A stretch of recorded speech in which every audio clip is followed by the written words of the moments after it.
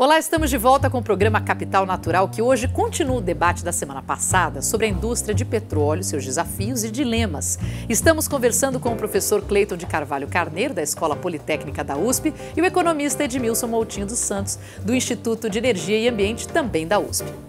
Tudo bem que eu já imagino a resposta no sentido de que não dá para comparar o abastecimento de veículos ao consumo em todas essas indústrias.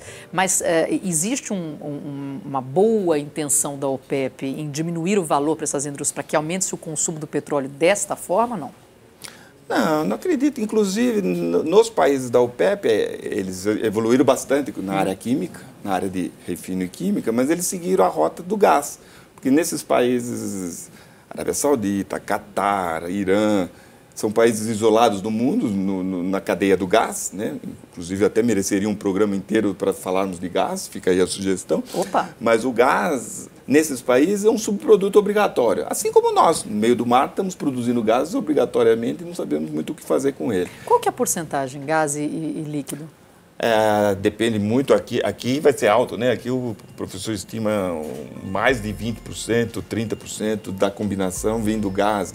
Aqui nós vamos ter campos com um conteúdo de gás muito alto. Normalmente nós estamos falando que 8%, 10% do conteúdo, né, do que sai do poço, né? Uhum. Aqui no pré-sal esse vai ser um desafio grande.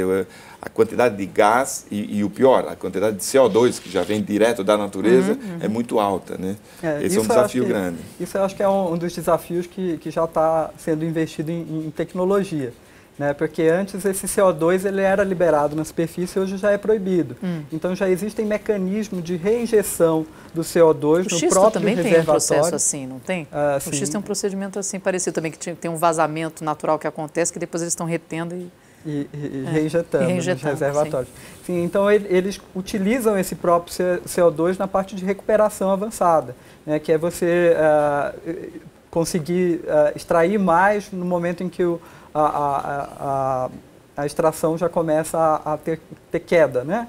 A produção do poço começa a ter queda, então você reinjeta outros fluidos, que pode ser inclusive o CO2, né? Para fazer pressão para esse óleo, para que ele possa ter uma recuperação maior, né?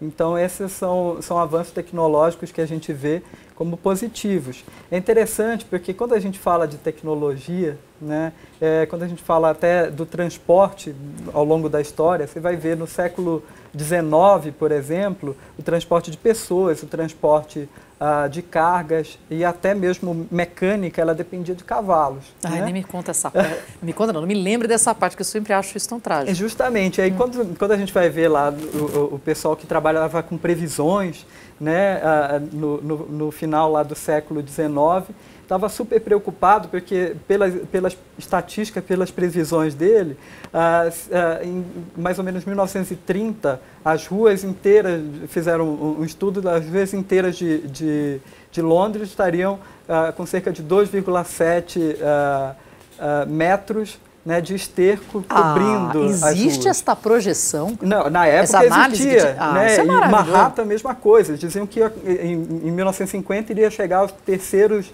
andares dos pavimentos. Isso é né? maravilhoso. Então, era um problema muito grande ambiental, porque os cavalos estavam se aumentando. Eu achei que você ia falar que ia faltar cavalo, que a rua ia estar cheia, jamais isso. Então, eles não levavam em consideração que no final, logo do século XIX, já seria produzido em larga escala. A Alemanha iria começar a produzir o automóvel em larga escala, não teria mais o problema do cavalo, né? Então, sempre quando a gente pensa nessas projeções catastróficas, eu lembro dessa história porque a gente tem, por vezes, um cenário que não leva em consideração o avanço da tecnologia. Bom, mas pegando esse gancho, obviamente, eu já te pergunto, quer dizer, a gente não pode também estar tendo aqui um sinal de que estamos prestes a mudar o caminho, que começa a descer a derrocada do petróleo como combustível?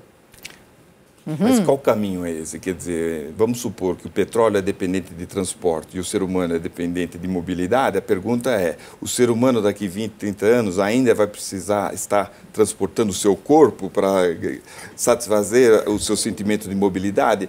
Eu acho que a grande ruptura não é muito lá nos novos combustíveis. Eu acho que essa é uma visão talvez equivocada. acho que rupturas poderão vir na forma em que as pessoas se movem, quer dizer, mas como é que cada a vez indústria mais vê... as pessoas não precisam ir para lugar nenhum para entrar em contato uns com os outros e para estar em videoconferências e estar em ambiente. E tem outras formas aparecendo, mas que eu vou falar na sequência, mas assim, como é que a indústria vê esse movimento do usuário final? Essa é a grande chave para a indústria do petróleo. Quer dizer, hoje existe uma corrida em países mais desenvolvidos, sei lá, você vai na Califórnia, você já vê uma intensidade menor pelo veículo. Em compensação, nos países emergentes como nós, o charme do veículo ainda é muito alto, né? E o crescimento da frota ainda é muito alto. Por enquanto, a indústria do petróleo está satisfeita, no sentido que entram mais veículos do que saem, né? Há de se reajustar a logística, porque os consumidores não estão mais nos mesmos lugares de 50 anos atrás. Tá. Mas isso é um problema de logística, não é um problema de viabilidade do petróleo. Há uma diferença muito clara de hemisfério norte, pensando nos Estados Unidos, Europa, Canadá, e hemisfério sul, América Latina, continente africano. Isso não considerando a Ásia ainda. Existe uma diferença? Quer dizer, temos aí um público que muda, que já tem acesso a outros tipos de transportes, outras fontes de energia? Isso a gente vê claramente nos crescimentos das demandas do petróleo. Quer dizer, nesses países mais desenvolvidos, nessas regiões mais desenvolvidas, o consumo de petróleo praticamente estabilizou, se é que ele não está caindo. Não digo nessa crise, eu digo no longo prazo, né? A indústria do petróleo depende dos mercados emergentes, depende de uma China, de uma Índia, de um Brasil, depende dos grandes países emergentes. E amanhã dependerá dos que hoje nem emergentes são, né? Aí, eu acho que o caminho ainda é longo para a indústria do petróleo. Ainda é longo quanto? Você está falando de meio século? Meio século para nós. Pelo menos. Eu acho que para o petróleo você A câmera não está pegando, mas o Cleiton está aqui, ó.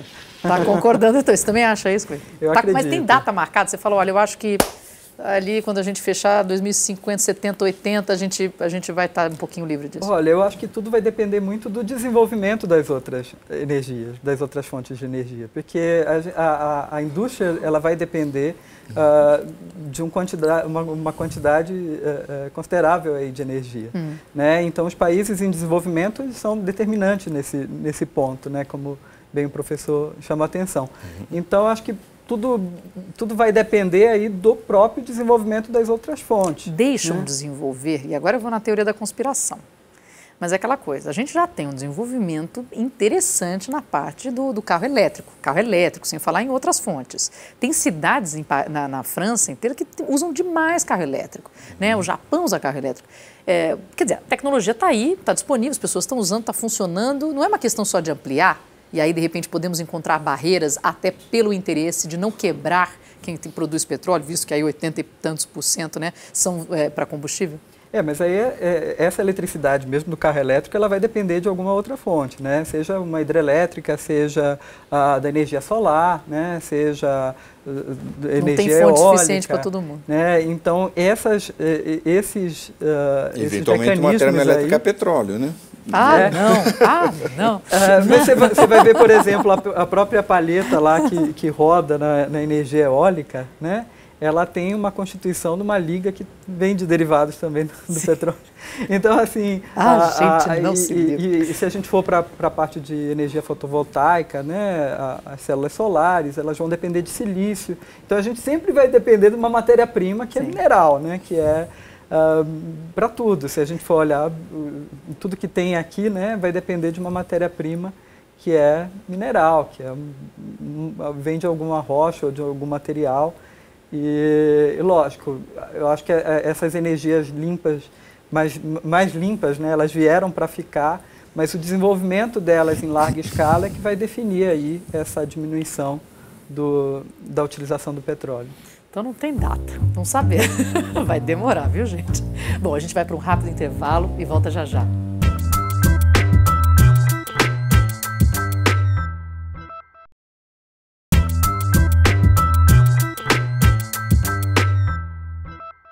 Olá, estamos de volta com o programa Capital Natural, que hoje fala da indústria de petróleo, seus desafios e dilemas, com o professor Cleiton de Carvalho Carneiro, da Escola Politécnica da USP, e o economista Edmilson Moutinho dos Santos, do Instituto de Energia e Ambiente, também da USP. Bom, a gente está falando aí tanto, né, do possível futuro, quem sabe um dia fim do petróleo, e aí, como empresa, né, essas que produzem petróleo, tem alguma pensando em investir em energias alternativas? Já começam a mudar o foco para ver que talvez tenham que, né, ter um pezinho num outro lugar? Olha, na época da alta do preço do petróleo, muitas empresas fizeram mudanças bastante radicais no seu posicionamento. Por exemplo, uma bem conhecida, a British Petroleum, né?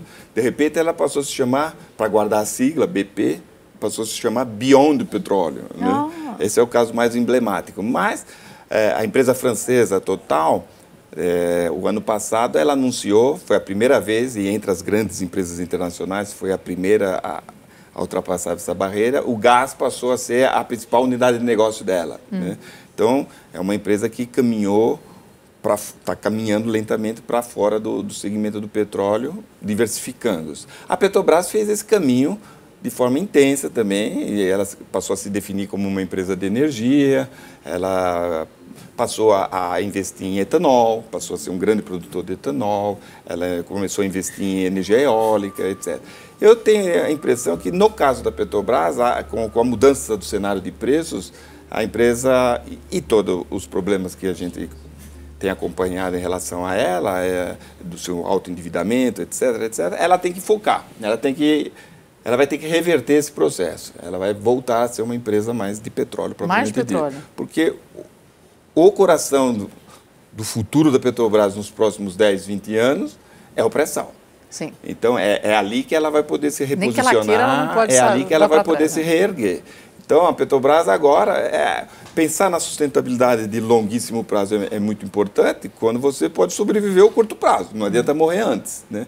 Infelizmente, a Petrobras está numa situação que ela tem que financiar os próximos 10, 15 anos e quem vai bancar isso é o pré-sal. Então, ela vai regredir. Você estava falando da tecnologia, que você quer complementar o que ele estava falando? Claro, é importante porque todas as empresas que exploram aqui no Brasil, né, os campos de petróleo, elas são obrigadas por lei a destinar parte da produção, né, que é 1% da renda da produção, para pesquisa, desenvolvimento e inovação. Né? Sendo que, dentre as linhas de pesquisa que a gente observa, que são destacadas, estão inseridas aí as energias renováveis. Né? A gente vê diversas linhas de pesquisa envolvendo pesquisa em energia eólica, né, em células fotovoltaicas. Então, são linhas aí que são abordadas e que há uma certa destinação de recursos para que haja pesquisa, desenvolvimento e inovação nessas áreas. Mas aproveito isso porque é o seguinte, a questão de pesquisa e desenvolvimento de tecnologias, você acabou de falar que a perfuração, nós criamos novas formas, encontramos, né, como resolver desafios, mas é a forma de transformação do petróleo, porque a gente ainda tem dificuldade nessa área, não? A gente consegue fazer todas as transformações necessárias para colocar esse produto de diversas formas no mercado? A transformação você fala na parte química. Química. Né? Eu acho que houve um investimento aí na construção de refinarias, né? Algumas deram certo, outras não, né? Mas dentro da parte de pesquisa, desenvolvimento e inovação, essa é uma das áreas cobertas também, né? Que são as tecnologias para transformar essa matéria-prima em algo já comercial. Né? Complementaria o seguinte, a gente tem que, na minha opinião, a gente tem que aprender a olhar o mundo da energia e do petróleo em particular, o Brasil sem a Petrobras. Em que sentido? A Petrobras continuará sendo a nossa empresa mais importante, terá ainda a principal agenda de investimento, inclusive em tecnologia, mas essa empresa não conseguirá mais, nos próximos 15, 20 anos, fazer tudo e estar onipresente em todos os segmentos. Não dá para contar com ela, mas ela tem agora o pré-sal e é aí que ela tem que focar. Isso é bom para o país, porque isso vai abrir oportunidades de negócios, oportunidades para outras visões, outras concepções de mundo, e capital privado que pode vir, há capital privado disponível, e revitalizar os negócios onde a Petrobras hoje não está. A ação da Petrobras sobe em algum momento nos 5 próximos anos, não? 5 anos, Parece um cenário de transição perfeito. Quer dizer, essa é a janela que, se eu tivesse a resposta, provavelmente eu estaria milionário. Mas essa a janela. Essa é a grande janela de incerteza. Eu, na minha leitura, e eu não tenho a bola de cristal, eu tenho a impressão que esses 5 anos, dificilmente o preço do petróleo voltará àqueles cenários dos seus $200, aquela perspectiva de preços infinitos, como a gente imaginava em 2007, 2006. Mas, se ele voltar para os seus $80 por barril, que era o que os grandes produtores consideram um preço de equilíbrio, se é que existe um sentido nisso, né? Para a Petrobras está ótimo. Um produto que ela consegue produzir a 20 e que ainda pode até fazer uma boa gestão de custos para reduzir um pouco mais isso aí, talvez o limite seja uns $15 por barril, você vender a 80 e logo em seguida, ainda pode ser um grande negócio. Mas nessa projeção, se pensa na questão ambiental, tivemos o encontro de Paris, temos que ter redução de emissão de gases, isso faz parte dessa projeção? Essa é a segunda variável importante, quer dizer, no longo dos próximos anos, quanto que a humanidade está disposta a encarecer a sua energia, né, para bancar os custos ambientais que estão por aí, né? Hoje há um grande questionamento, porque os créditos de carbono, que são os preços que a gente usa como referência, parecem estar voltando. A ideia de créditos de carbono, os preços parecem estar voltando. Continua poluindo, você polui menos e você ganha pontos. Mas essa seria uma referência mostrando a gente disposta a pagar a conta. Né? Até outro dia, os preços eram irrisórios. O que mostrava que a humanidade estava preocupada, mas ninguém queria pagar a conta. Né? Então, eu imagino que isso, um cenário mais definitivo para isso, a gente vai conhecer nos próximos 5 anos também. Então, os próximos 5 anos são muito dramáticos em termos de conhecermos o cenário futuro de maior prazo, e isso para o Brasil é muito importante. Bom, a gente vai para um rápido intervalo e volta já já.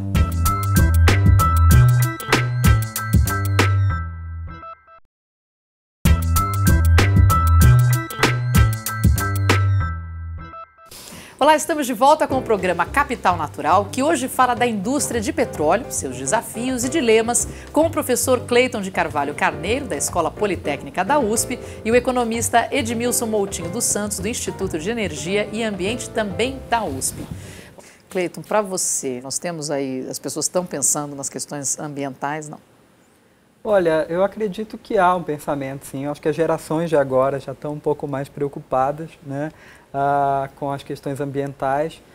A gente nota até, se a gente perceber, a gasolina em si, né? Antigamente, ela quando queimava, já emitia uma série de metais, e isso já foi, com o passar do tempo, reduzido, né? Você já tem um controle maior desses combustíveis que são queimados, né? Você tem desenvolvimento de tecnologias, de filtros, né, que conseguem segurar um pouco mais esse material particulado, né, e não deixar que esse material ascenda para o ar. Né? Então, a gente tem uma série de evoluções tecnológicas que acompanham também esses processos para tornar essa utilização um pouco mais razoável. Né? Não diria limpa, mas que torne um pouco mais razoável.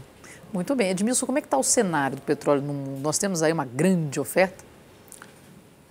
Temos uma grande oferta que se revela na queda dos preços. Né? É claro que essa grande oferta está associada a uma perda de cenário de demanda, de consumo. Quer dizer, o mundo caiu numa certa recessão, a economia chinesa não tem respondido como se esperava, era em cima desse crescimento ilimitado da economia chinesa que todo mundo estava apostando. Então, há um cenário momentâneo de sobreoferta.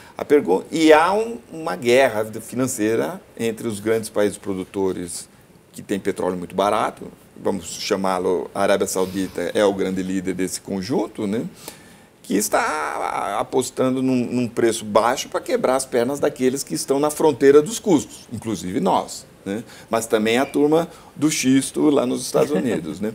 Eu diria que lá eles estão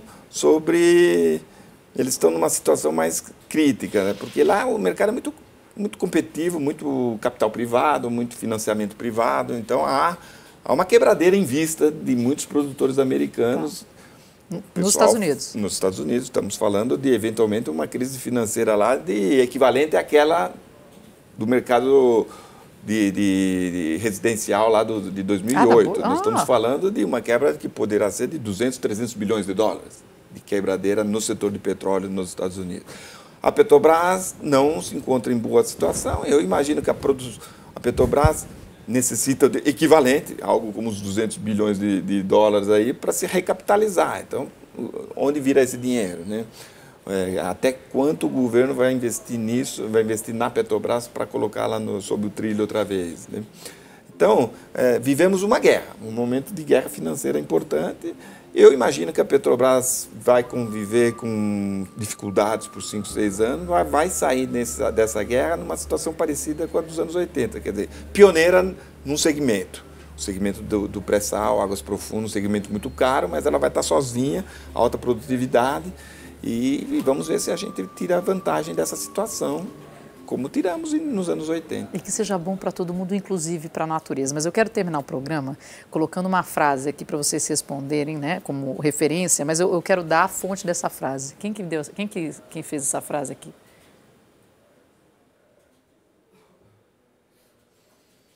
Ministro de Energia da Arábia Saudita dos anos 70. Mas é uma frase interessante, vejam só. A idade da pedra não acabou por falta de pedra. A idade do petróleo vai acabar antes que o mundo fique sem petróleo? Tudo bem que vocês já estão me datando aí de 50 anos, mas será que dá para acabar antes do fim do petróleo?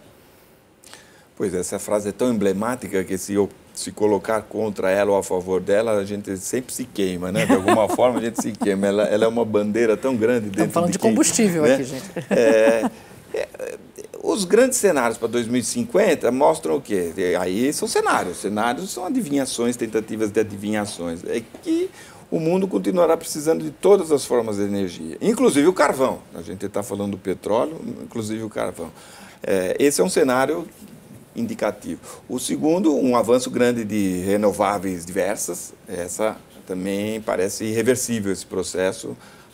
A rapidez dependerá de muitas coisas que a gente não tem espaço para discutir aqui, mas vamos olhar o petróleo e aí eu convido de novo a olhar o gás, porque esses cenários indicam para 2050, quase todos os cenários indicam que o gás ultrapassa o petróleo como uma energia dominante. O petróleo continua ocupando uma participação importante na matriz energética mundial, seus 30%, mas o gás ultrapassa o petróleo como energia dominante para o planeta. Que para a indústria do petróleo não é crítico, porque o gás era o filho pobre da mesma indústria. Sim, né? sim. E simplesmente esse filho passa a ter uma carinha mais bonita. Né? Para nós, é importante pensarmos, porque a Petrobras tem abandonado. Nesse processo de recentralizar, a Petrobras está abandonando um pouco o setor de gás. Sim. E o setor de gás parece ser o futuro. Então, nós precisamos arrumar um outro futuro para o nosso gás. Né? Muito bem. E você, Cleiton, o que acha? Olha, eu tenho a visão do geólogo, né? Então, a idade do petróleo, para mim, ela é já bem antiga. Né? Quando a gente fala dos reservatórios do pré-sal, a gente está falando aí de algo que começou a se formar aí em 130 milhões de anos. Então, a idade do petróleo está se estendendo um bocado do ponto de vista geológico. Né? Mas falando realmente do cenário, eu acredito que o petróleo ele vai começar a entrar em equilíbrio com outras fontes de energia, mas não que ele vá se extinguir de imediato como uma coisa brusca, assim, a retirada e substituição. Mas eu acredito que há espaço tanto para o petróleo quanto para as energias alternativas, né, e que elas vão conviver aí em harmonia por um bom tempo. O programa dessa semana fica por aqui. Eu agradeço a presença dos nossos dois convidados, o professor Cleiton de Carvalho Carneiro, da Escola Politécnica da USP, e doutor em Geologia e Recursos Naturais pelo Instituto de Geociências da Unicamp. E o economista Edmilson Moutinho dos Santos, especialista em energia e professor do Instituto de Energia e Ambiente da USP. E eu convido você a fazer parte da nossa rede. Acesse a nossa página no Facebook. Eu sou a Marina Machado e até a próxima.